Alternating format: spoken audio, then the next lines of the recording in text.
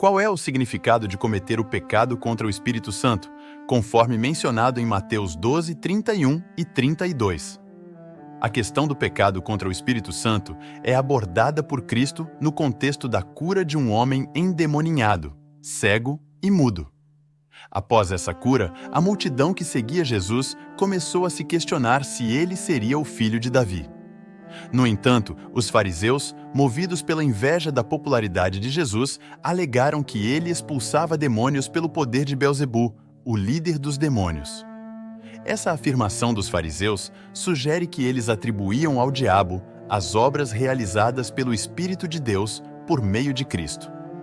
Para compreender melhor esse assunto, é crucial lembrar que uma das funções essenciais do Espírito Santo é conduzir as pessoas ao arrependimento de seus pecados e à aceitação de Cristo como Salvador e Senhor. No entanto, essa obra é anulada na vida daqueles que persistentemente resistem ao chamado do Espírito Santo. Ao resistirem, entristecem o Espírito Santo e extinguem sua influência na consciência individual.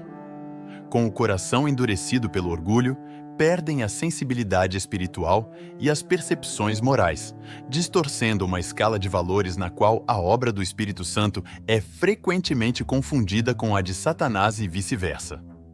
A Escritura relata vários casos de pessoas que cometeram o pecado contra o Espírito Santo.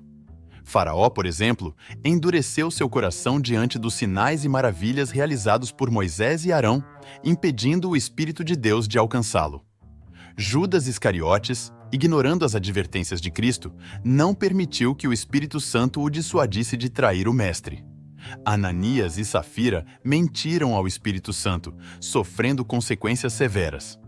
Essas pessoas se perderam porque não permitiram que o Espírito Santo as conduzisse ao arrependimento.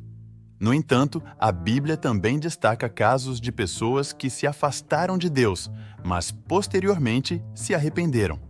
Sansão, que não percebeu que o Senhor o havia abandonado, clamou a Deus e foi ouvido, sendo mencionado entre os heróis da fé. Manassés, um dos piores reis hebreus, humilhou-se perante Deus após ser levado cativo pelos assírios, promovendo uma reforma religiosa significativa em Judá. Esses exemplos demonstram que, mesmo em situações aparentemente sem esperança, o arrependimento é possível se a pessoa se humilhar diante de Deus e buscar sua ajuda. O problema dos fariseus mencionados anteriormente é que o orgulho e a autossuficiência os haviam endurecido a ponto de não reconhecerem os milagres de Cristo como evidências do reino de Deus operadas pelo Espírito de Deus.